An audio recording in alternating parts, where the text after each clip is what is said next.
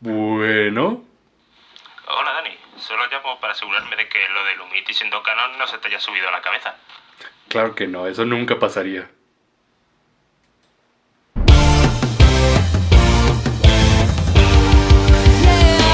All I do is win, win, win, no matter what.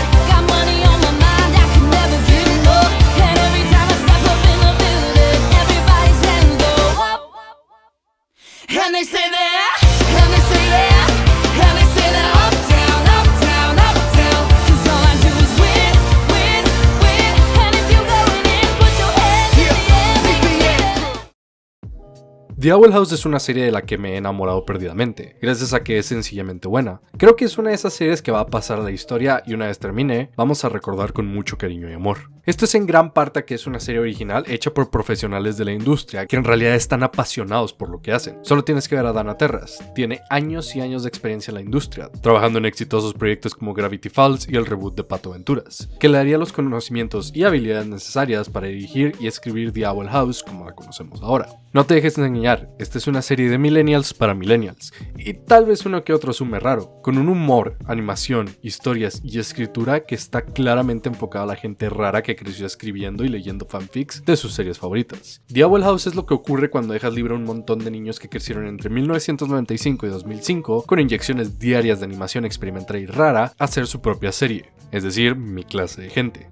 La serie no tiene miedo de mostrar con orgullo todas sus influencias e inspiraciones, no siendo sutil en las referencias que hace y decirnos claramente que son las cosas con las que los escritores, animadores y directores crecieron disfrutando. Luz es una ñoña sin vergüenza, nunca va a tener miedo de verse como una geek por las cosas que ama, ya sean animes, videojuegos, novelas de fantasía o animales feos y exóticos. I like editing anime clips to music and reading fantasy books with convoluted backstories. Por cierto, punto y aparte, pero me encanta cómo Dana Terrace aprovecha cualquier excusa para arrojarle piedras a Harry Potter y J.K. Rowling por lo estúpido que es su mundo, pero lo hace de una forma que solo alguien que creció obsesionado con Harry Potter lo puede hacer, algo que, como uno de esos fans, aprecio muchísimo. Is there some sort of enchanted article of clothing that could sort this out for me?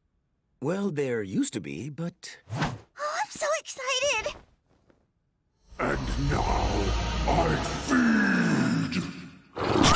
¿No les encanta cómo Dana Terrace engañó a los ejecutivos de Disney para que la dejaran producir como caricatura su fanfic de Diaco? En serio, el Luminity es una de las parejas más lindas que he visto en los últimos años, y la forma en la que ha evolucionado se siente natural. Me encantan las parejas que pasan de rivales a amantes, lo cual es triste porque muchas de esas parejas a veces no se consolidan y solo se quedan en la mente de los escritores de fanfics.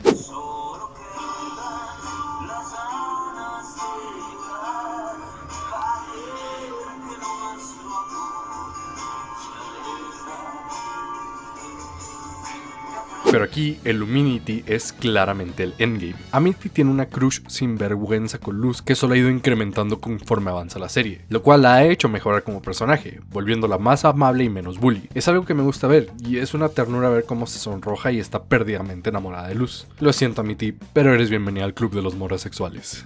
She can be so stupid, which I love. I mean, hate! In any case, she needs you right now, which is sweet. I mean, I hate it, and it's dumb.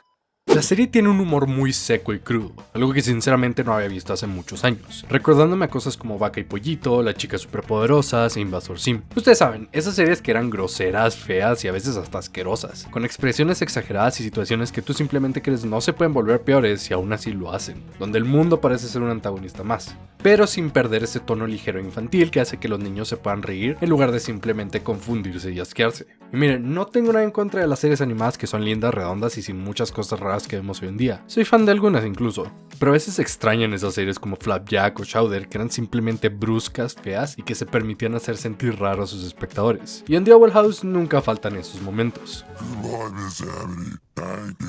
Thank you, Praxis. See you next time.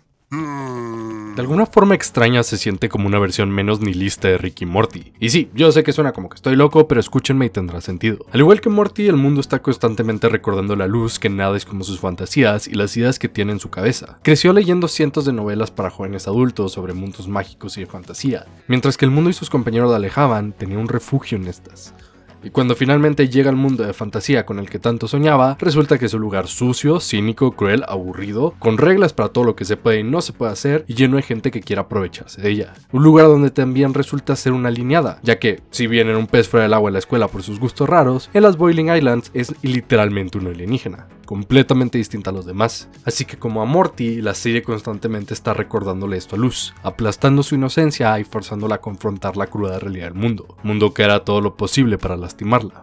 Por otro lado, Ida es como Rick, en el sentido de que sus años de experiencia la han vuelto precavida y sabia con los peligros y dificultades de su mundo, pero sin volverla a alguien cínica y que espera lo peor de absolutamente toda la gente conoce, recordándole a Luz constantemente que el mundo la odia y si le da la oportunidad le quitará todo lo que ama y se aprovechará de ella. Pero la diferencia es que mientras Rick y Morty es puramente nihilista, yéndose por la filosofía de que nada importa y por lo tanto deberíamos ser igual de culeros que el universo, poniendo a Rick como el objetivo del superhombre y haciendo ver como algo natural que Morty se vuelva cada vez más cínico y desinteresado en lo que pasa, The Owl House rechaza esta enseñanza. Luz siempre logra encontrar la belleza en el mundo, una forma de mejorarse a sí misma y de hacer el mundo un poquito mejor, probándole a Ida que no tiene por qué dejarse consumir por la apatía y las cosas horribles del mundo, que ella también se puede equivocar en cómo es el mundo y que tiene cosas que aprender de su pupilo, porque para Luz el mundo puede ser cruel, desinteresado y frío, pero ella no tiene que serlo.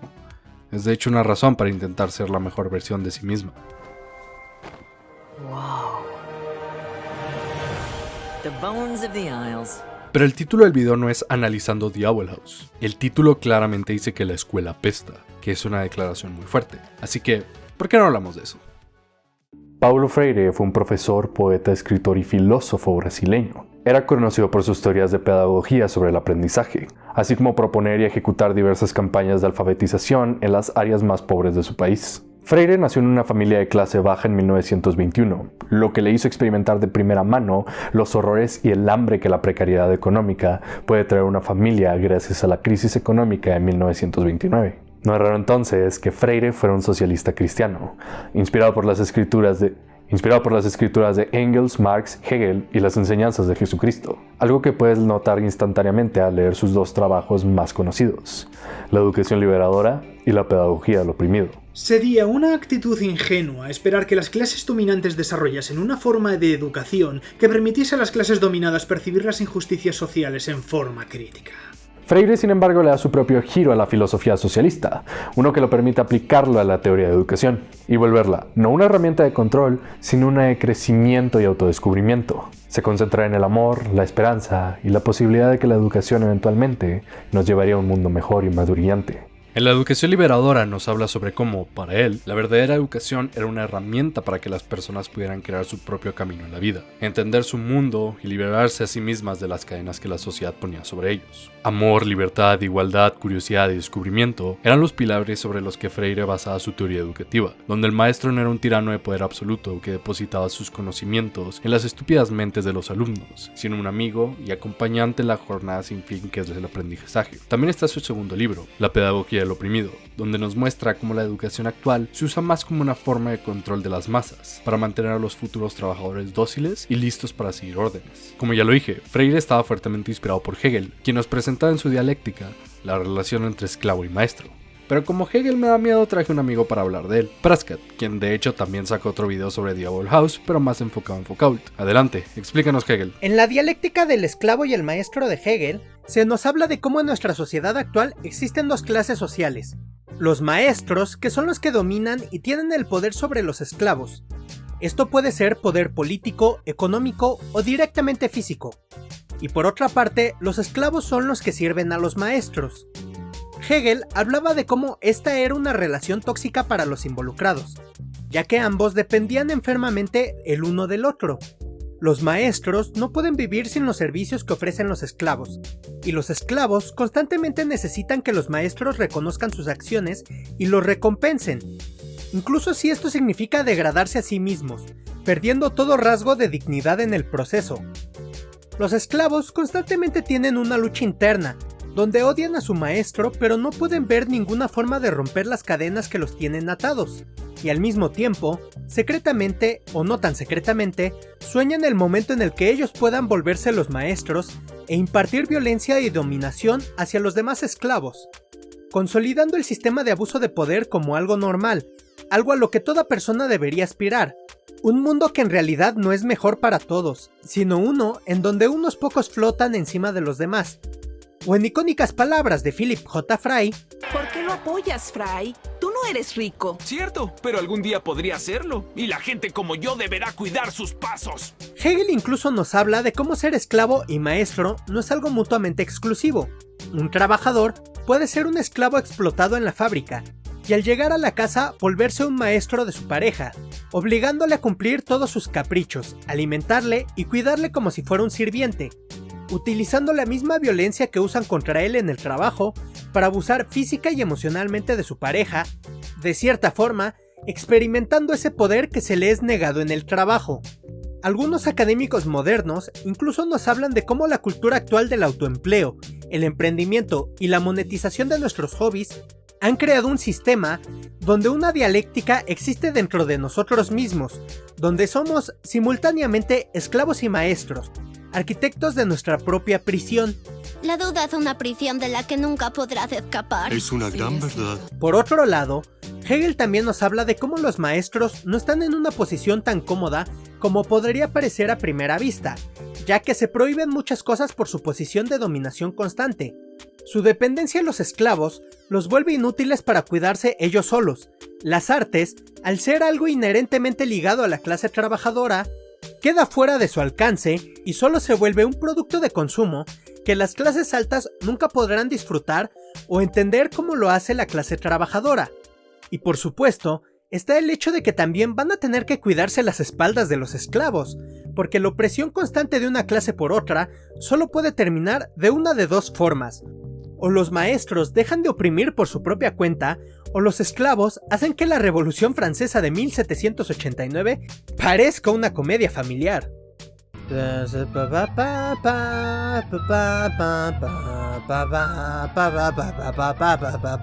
Freire veía la dialéctica maestro-esclavo de Hegel y la conectaba naturalmente con la dialéctica del educador y el educando. Una donde el educador controla absolutamente todo lo que hace el educando, y cualquier reclamo o abuso se vuelven simplemente los lloriqueos de un niño malagradecido. En palabras del propio Freire: tener más ya no es un privilegio deshumanizante e inauténtico de los demás y de sí mismos, sino un derecho inalienable. Derecho que conquistaron con su esfuerzo, con el coraje de correr riesgos. Si los otros, esos envidiosos, no tienen, es porque son incapaces y perezosos, a lo que se agrega todavía un mal agradecimiento injustificable frente a sus gestos de generosidad. Y dado que los oprimidos son mal agradecidos y envidiosos, son siempre vistos como enemigos potenciales a quienes se debe observar y vigilar. De ahí que los opresores se vayan apropiando también cada vez más de la ciencia como instrumento para sus finalidades, de la tecnología como fuerza indiscutible de mantenimiento del orden opresor con el cual manipulan y aplastan. El opresor ve al oprimido como una simple herramienta, una forma de alcanzar sus deseos, sin agencia ni autoridad sobre su propia vida. Freire estaba consciente que los opresores necesitaban una forma constante de mantener a los oprimidos en su lugar, hacerlos caer en el engaño de que con suficiente esfuerzo y dedicación, ellos también algún día podrían ser los opresores, de hacerlos creer que cualquiera que se quejara o criticara las condiciones de inigualdad en las que vivía, simplemente estaba celoso del éxito de los opresores, y quería volverse un parásito de su arduo trabajo. Y por supuesto, ¿qué mejor lugar para hacerle gaslighting a toda la sociedad que la escuela, que es un lugar por el que, teóricamente, todos deberíamos pasar?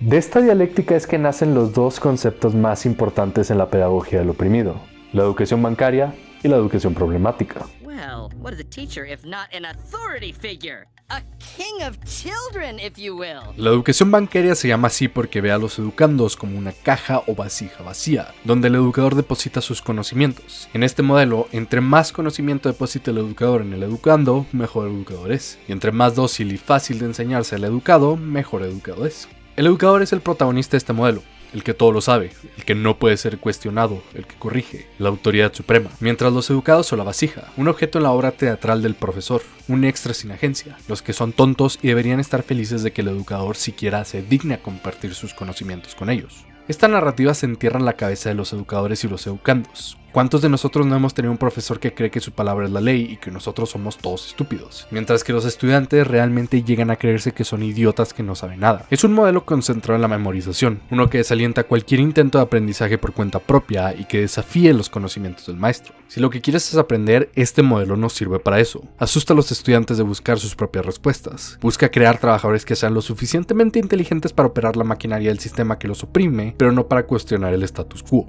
El sistema existe para transformar la mentalidad de los oprimidos, no sus condiciones materiales que les oprimen, con la finalidad de lograr una mejor adaptación a la situación, lo cual facilita su dominación. La respuesta que Freire le da al problema de la educación bancaria viene en la educación problemática, un modelo en el que el educador y el educando trabajan juntos para encontrar nuevo conocimiento. El educador ya no es solo el que educa, sino que aprende cosas nuevas a través del diálogo y la comprensión con sus educandos. Al educar también se educa. Es de esta forma que ambos se transforman en sujetos del proceso, que crecen juntos y los argumentos de autoridad ya no rigen el aula. Un profesor equivocado no puede aferrarse a su punto incorrecto, porque estaría dispuesto a reconocer sus errores a través del diálogo y aprender algo nuevo. Es una relación de apoyo mutuo donde no existe un protagonista. Tanto educado como educador están en una relación de iguales, aprenden el uno del otro. Freire no lo pudo poner mejor. Nadie educa a nadie, nadie se educa a sí mismo. Los hombres se educan entre sí con la mediación del mundo. Esta es la razón por la cual la concepción problematizadora de la educación no puede servir al opresor. Ningún orden opresor soportaría el que los oprimidos empezaran a decir ¿por qué? Esta dialéctica se nos presenta en The Owl House con la introducción de Hexside, una escuela de magia en las Boiling Island donde los niños van a aprender sobre un tipo de magia específico y luego tienen que elegir ese solo camino mágico para practicarlo y ejercerlo por el resto de su vida sin posibilidad de siquiera experimentar con otras ramas. When you join a coven, all your other magic is sealed away.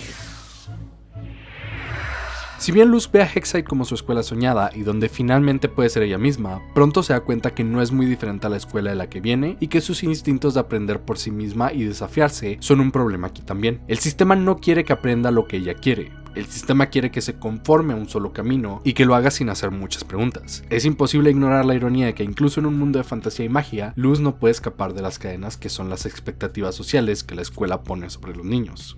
La magia, algo que debería ser hermoso y que libera a los niños, se vuelve tan solo otra forma de labor, una usada para servir a los maestros, en este caso el emperador. Experimentar con ella está mal visto, e intentar aprender por tu propia cuenta te vuelve un rebelde y es motivo de exilio. Aquí es donde entra Ida, la contraparte problemática para el educador bancario de Hexside, una anarquista de corazón que se niega a vivir en los límites de la sociedad, haciendo lo que la hace feliz sin dañar a nadie. Una mujer que decide vivir bajo su propia cuenta, con sus propias reglas y que constantemente desafía cualquier intento de la sociedad por hacerla conformarse a una caja tan estúpida como son las casas. Y lo más importante de todo, mientras Ida le enseña a Luz sobre cómo usar su magia, ella también aprende cosas nuevas, sobre sí misma, sobre el mundo, sobre Luz y sobre la misma magia que ella creía conocer también. Freire estaría orgulloso, pues mediante el diálogo y el juego, Ida y Luz logran lo que él había soñado, una relación entre educador y educando donde son iguales. Ambos aprenden y mejoran sus condiciones materiales. But now I'm gonna save you. Yeah, yeah, yeah, yeah, yeah. Well, at least I got to see her misplaced confidence one last time. El emperador, como buen maestro, utiliza las escuelas, las leyes que él creó y una red de policías para consolidar su poder, lograr su propio objetivo, volverse el actor principal del cuento y a todos los demás simples accesorios para su obra de teatro. No es extraño entonces que la mayor amenaza a sus planes y objetivos no es nadie más que Luz, la niña humana y probablemente la representación más pura de la educación liberadora y problemática en este universo. Una niña curiosa que no se deja aplastar por un mundo que la quiere ver conformarse a su estado como oprimida. Luz no tiene miedo a aprender por sí misma, desafiar el status quo y ser la peor pesadilla de cualquier opresor. Una oprimida que hace la pregunta ¿por qué? Go be a hero. I may have lost, but so have you.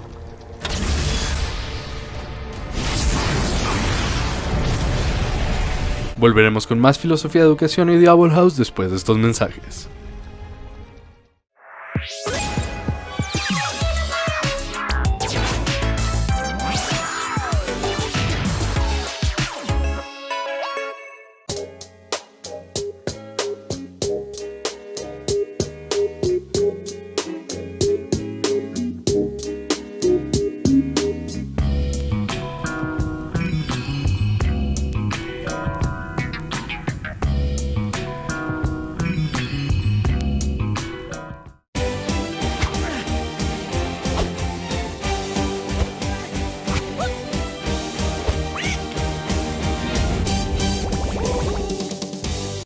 ¿Han notado cómo a los niños les encanta jugar? Como si fuera algo natural para ellos, y parece que es lo único que les importa. Bueno, resulta que esto es porque realmente es un proceso de aprendizaje para ellos.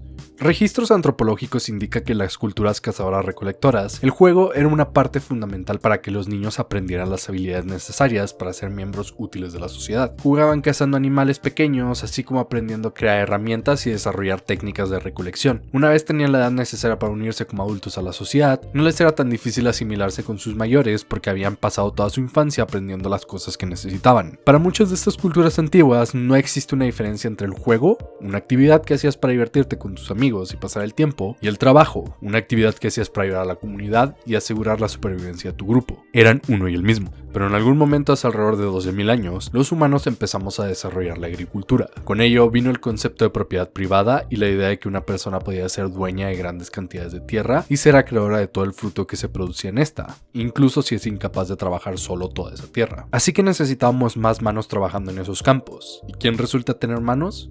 Los niños. Pasamos de una sociedad que motiva a los niños a jugar y hacer lo que quieran con su tiempo libre a una que les requiere trabajando en el campo con tareas repetitivas, y donde jugar no entra en la responsabilidad del nuevo hogar. Por naturaleza, los niños son curiosos y respondones, siempre cuestionándose cualquier cosa que les pongan enfrente y queriendo ver cómo funciona el mundo a su alrededor, algo que no funciona si quieres trabajadores obedientes que sigan órdenes y trabajen sin preguntar muchas cosas. La escuela se crea como una respuesta a este cambio, un lugar donde se podía obligar a los niños a conformarse y dejar de hacer preguntas, enseñarles disciplina, obediencia y no cuestionar a sus mayores ni superiores por nada del mundo. Es por esto que la industria ve a la escuela como una forma de crear mejores trabajadores, y lo puedes ver en las cosas más cruciales que te enseñan en la primaria: puntualidad, seguir órdenes, tolerancia para largas horas de tedioso trabajo y la mínima capacidad para leer y escribir. Solo lo necesario para operar la maquinaria y funcionar en el mundo, pero no para que se cuestionen sus situaciones. Desde esta perspectiva, entre más aburrido y tediosos sean los temas que se enseñan en la escuela, es mejor para la gente al poder. Porque al final del día, si les enseñas a los niños que tienen que pasar 6 horas de su vida odiando lo que están haciendo, aburridos, pero aún así legal y moralmente obligados a estar ahí en contra de su voluntad, entonces cuando sean adultos y tengan que hacer lo mismo por 8 o 9 horas al día para ganar un salario, lo verán como algo natural y no como el abuso que realmente es. Como Freire dijo, la agencia de los educandos no existe en este modelo. Ellos no saben nada y son afortunados de que el educador deposite sus conocimientos en ellos. E incluso cuando, históricamente, los niños aprenden mucho más siguiendo sus instintos naturales y jugando con su mundo. La escuela era más como una casa de tortura donde intentaban suprimir el instinto de los niños por jugar a base de golpes. Literalmente. Hasta hace poco más de 50 años era posible para los profesores abusar físicamente de sus alumnos al no hacer caso, o al ser incapaces de estarse quietos escuchando una lección de historia que no les interesa. Todo con el objetivo de hacerlos caer en línea y asesinar cualquier instinto de curiosidad que pudieran tener. Y como lo dijo Hegel en su dialéctica de esclavo y maestro, esto se volvió una normalidad. Una aspiración. Los estudiantes violentados no solo perdían sus instintos de jugar y aprender para volverse drones trabajadores, sino que esperaban ansiosamente cuando ellos finalmente pudieran ser los que impartían la violencia, como esta fue impartida en ellos. Recuerdo claramente como uno de mis profesores de primaria le dijo al grupo con mucho orgullo que cuando él era pequeño, los profesores lo golpeaban con el metro, le jalaban las orejas, le ponían a cargar botes y otra sarta de castigos físicos que solo podría calificar como tortura. Y cómo se arrepentía que las nuevas reformas prohibieran esto,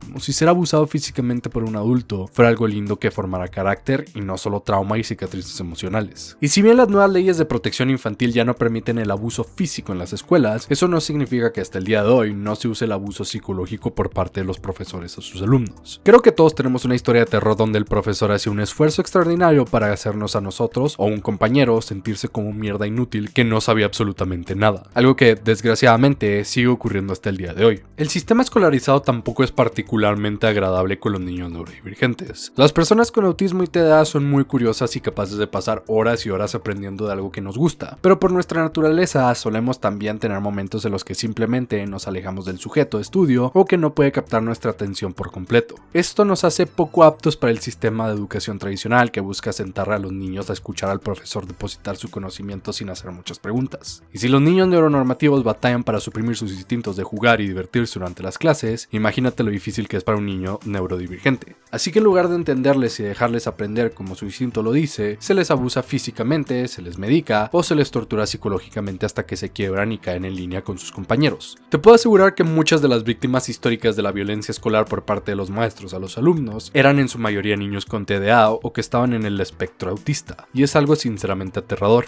Existe una razón por la que se dice que es casi imposible distinguir entre los síntomas del autismo y los síntomas del trauma por abuso psicológico debido a la falta de entendimiento del autismo. También está el hecho de que la forma general en la que evaluamos el conocimiento que forzamos en los estudiantes es terrible. Para empezar, el concepto de inteligencia como lo tenemos ahora es una fantasmagoría para hacer que los que no tienen habilidades útiles para el mercado se sientan como basura. La escuela se concentra mucho en conocimiento útil, que se puede traducir simplemente en lo que va a crear a los mejores trabajadores o drones. Alguien que es malo en matemáticas puede ser un genio en el arte y la resolución de problemas lógicos, y no hace a uno mejor que el otro. Y los exámenes son sinceramente uno de los peores métodos para evaluar el conocimiento de tus alumnos, porque no evalúan conocimiento, evalúan tu capacidad de memorizar, que es muy diferente. He hecho cientos de exámenes donde simplemente vomité lo que memoricé y no recuerdo absolutamente nada de ellos. Y peor aún, esto solo causa estrés innecesario a los niños, premiando a los que saben memorizar y castigando a los que se ponen nerviosos o pueden mostrar su conocimiento de otras formas. Es una posibilidad muy real que un niño que reprobó un examen sepa más que el que sacó 10 porque uno era mejor para memorizar que el otro. Pero esto no sirve, porque una vez esa información es depositada en el examen, puede ser desechada sin problemas. El sistema educativo está construido a base de tortura, obediencia y la necesidad de aplastar todo instinto de los niños. Carl Sagan lo dijo perfectamente. Vas y hablas con niños del jardín de infancia o de primero de primaria y te encuentras con una clase llena de pequeños entusiastas de la ciencia. Te hacen preguntas profundas. Te pregunta: ¿qué es un sueño? ¿por qué tenemos dedos en los pies? ¿Por qué la luna es redonda? ¿Cuál es el cumpleaños del mundo? ¿Por qué el pasto es verde? Estas son profundas e importantes preguntas. Y simplemente nacen de ellos.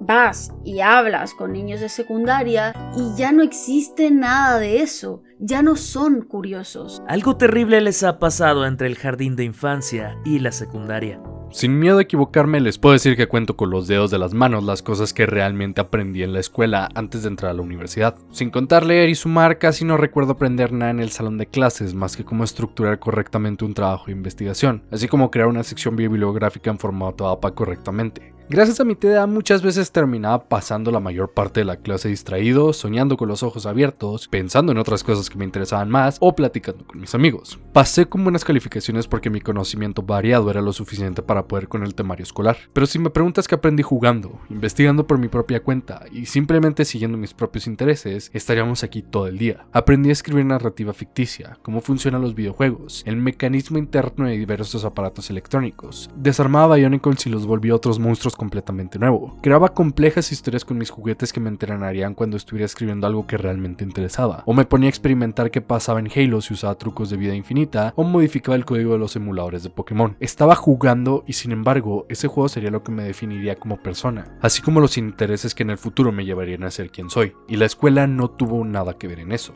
Los niños son inteligentes y curiosos por naturaleza. Solemos subestimarlos mucho en tanto a las cosas que pueden aprender, pero déjalos solos con un montón de juguetes, juegos y actividades divertidas relacionadas con algún campo de aprendizaje y verás cómo ellos solos aprenderán y se volverán maestros de un tema por su propia voluntad, sin tener que obligarlos a estar quietos por 6 horas de su vida en la escuela, obligándolos a aprender cosas que no les interesan de forma extremadamente aburrida. Esto lo podemos conectar con la idea marxista de que el trabajo es algo que le da sentido a la vida de los adultos, que nos da dignidad y un propósito. Para los niños, el jugar y aprender son uno mismo. Es lo que le da sentido a su existencia y lo que los hace felices. Y aquí es donde entra The Owl House, que nos demuestra que la escuela en realidad no existe para enseñar o cultivar mentes, sino para controlar y apaciguar. Luz es una niña increíblemente inteligente y curiosa. Ella sola ha investigado cosas sobre su interés hasta volverse bastante buena para su edad. Edición de video, escritura, dibujo e incluso zoología. Claro, de animales raros y venenosos, pero zoología al final de cuentas. Pero como todo esto la hace rara y salirse de la raya, el sistema intenta constantemente regañarla y hacerla sentirse avergonzada por sus gustos, alineándola de los demás. Vamos, la serie es tan directa con este mensaje que en el primer capítulo su mamá intenta hacerla ir a un campamento de verano donde aplastarán sus instintos de curiosidad y juego para hacerla caer en línea con sus compañeros y conformarse a las expectativas de la sociedad. You may need to spend the summer here. ¿Y qué podría ser más irónico para Luz que cuando finalmente llega al mundo de fantasía con el que tanto soñó y creía ser entendida, resulta que también aquí es un pez fuera del agua? porque al igual que en su mundo, está lleno de restricciones y reglas impuestas por figuras de autoridad que quieren hacer a todos conformarse con lo que les toca y no hacer muchas preguntas. Cadenas de opresión que se ponen en el cuerpo de los habitantes de las Boiling Island, prohibiéndolos alcanzar sus verdaderos potenciales, haciendo ver a Luz como un alienígena con ideas radicales que solo quiere destruir lo que con tanto esfuerzo quiere hacer el emperador. Un mundo cruel que solo sirve para consolidar el poder y oprimir a la gente, como en la Tierra. En el universo de The Owl House, las brujas tenían una conexión con el mundo y su magia. Podían practicarla libremente, experimentando con ella y aprendiendo cosas nuevas sobre su origen y sobre ellos mismos, explorando sus poderes de una manera natural y que se sentía correcta, no muy diferente a como los niños aprenden jugando.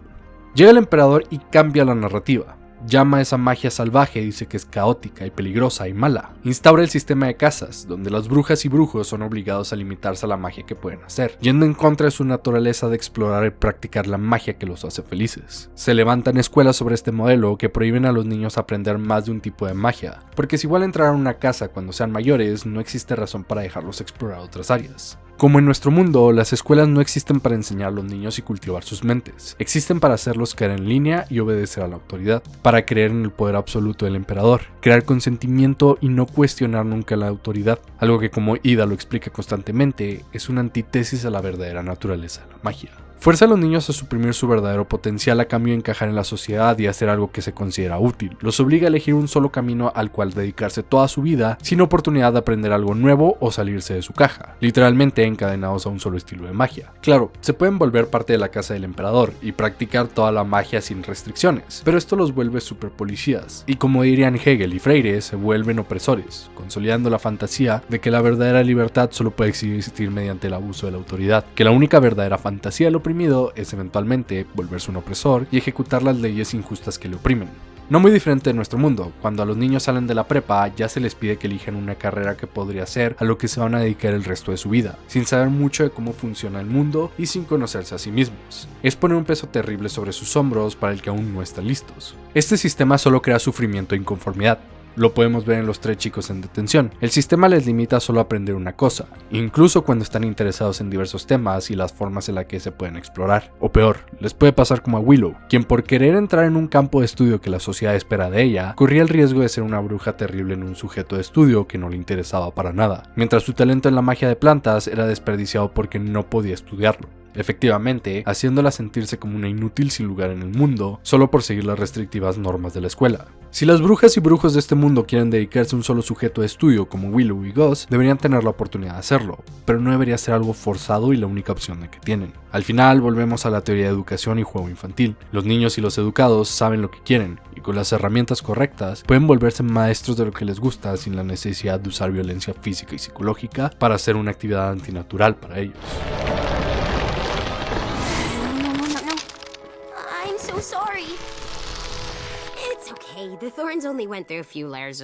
Por cierto, es genial como el director Bump no es expuesto como un simple villano más que quiere arruinarle la vida a Luz. Si bien al principio es mostrado como antagonista porque termina vetando a Luz de la escuela y parece no tener paciencia para ella, en los siguientes episodios se nota que fue malentendido y termina apreciando a Luz, cambiando su idea de ella, dándole crédito en sus habilidades y de hecho ayudándola a mejorar.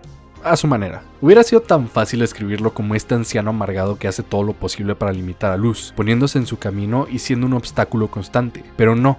Los escritores y directores lo dejaron como este hombre bien intencionado que en serio se preocupa por sus estudiantes y solo quiere lo mejor para ellos. Es amable, es comprensivo e intenta ayudar a sus estudiantes en todo lo que puede. Su problema siendo más que nada un pensamiento anticuado que termina atrapándolo en las cadenas de un sistema que no está diseñado para que los niños aprendan, sino para oprimirlos, hace que no pueda lograr su objetivo. Para él es imposible comprender cómo es posible que los niños estén sufriendo en el sistema si es lo único que conoce. Lo bueno es que parece que Luz está llegándole a su corazón, y poco a poco lo hace darse cuenta que tal vez el sistema en que tanto confía no sea tan bueno como él creía, dejando a Luz, y a cualquier estudiante que así lo quiera, estudiar en diversos cursos, plantando así la semilla para desmantelar el sistema educativo creado para oprimir a los brujos y brujas.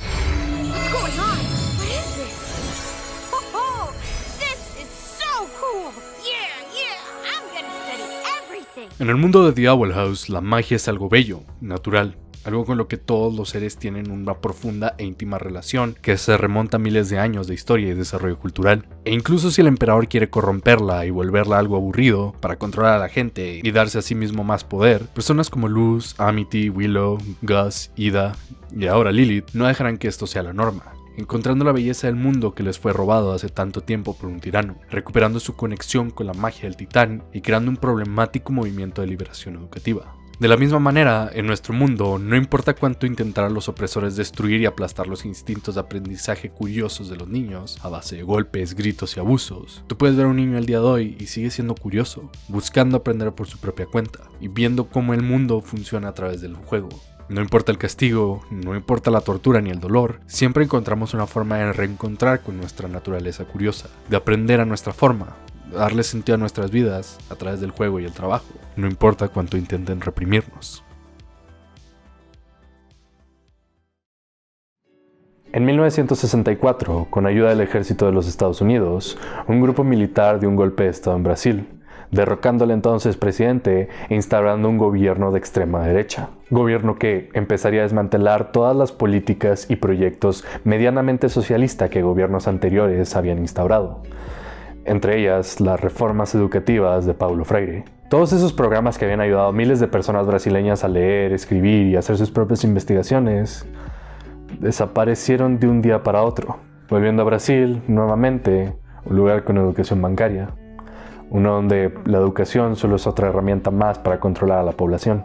Es gracioso que una de las primeras cosas que los golpistas hicieron una vez en el poder fuera perseguir a Freire, encarcelarlo y luego exiliarlo a Chile. Sabían que sus ideas y filosofías eran una amenaza para su gobierno totalitario y debían ser eliminadas. Todo su arduo trabajo para hacer a Brasil un mejor lugar para su gente y él marcado como un traidor de su país. Un hombre más débil se hubiera roto, pero no Paulo Freire. Lo podías ver en entrevistas y pláticas, siempre con una sonrisa y una energía que no esperarías de un hombre de su edad, hablando con una pasión inigualable del poder de la educación como una fuerza liberadora, que nos podía hacer mejores personas. Esta energía y fuego dentro de él sobrevivió hasta el día de su muerte, en 1997.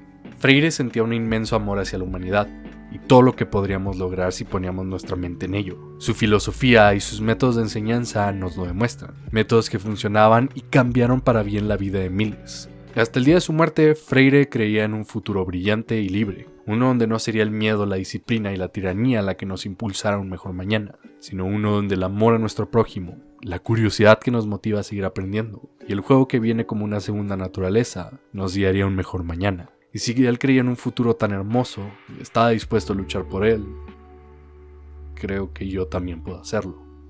No puedes enseñar a nadie a amar, tú tienes que amar. La única forma que tú tienes de enseñar a amar es amando. Y el amor es realmente yo creo que el amor es la transformación definitiva. Si el grupo me quiere escuchar, não puedo negar-lhe minha voz. Pero em seguida, eu demonstro que necessito também de sua voz. Minha voz não tem sentido sem a voz do grupo. E lo evito e lo desafio. O ponto de partida da educação está no contexto cultural, ideológico, político, social de los educandos. Não importa que esteja este contexto echado a perder. Uma das tarefas do educador é rehacer isto. E nesse sentido é que o educador é também um artista. Ele rehace o mundo. Ele redibuja o mundo, repinta o mundo, recanta o mundo, redanza o mundo.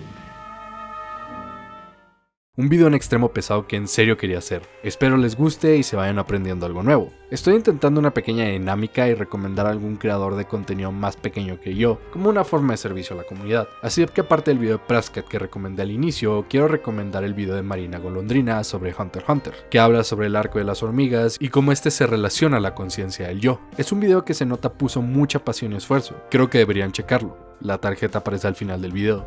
díganle hola de mi parte. Recuerden que Talkingvidia es una realidad gracias al apoyo de los brujos y brujas que aparecen en pantalla. Si quieres ayudar como ellos a hacer que Talkingvidia siga haciendo mi trabajo de tiempo completo, puedes hacerlo en patreon.com/Talkingvidia o volviéndote un miembro de YouTube, con lo cual tendrás beneficios exclusivos como votar para la elección de un video al mes. También puedes seguir el enlace de Humble Bundle y comprar juegos a buenos precios mientras ayudas al canal, o puedes hacer donaciones unitarias en el enlace de PayPal o la tarjeta de saldazo que aparece en pantalla. Soy su anfitrión, Dani Z, recordándoles que la educación realmente nos hará libres.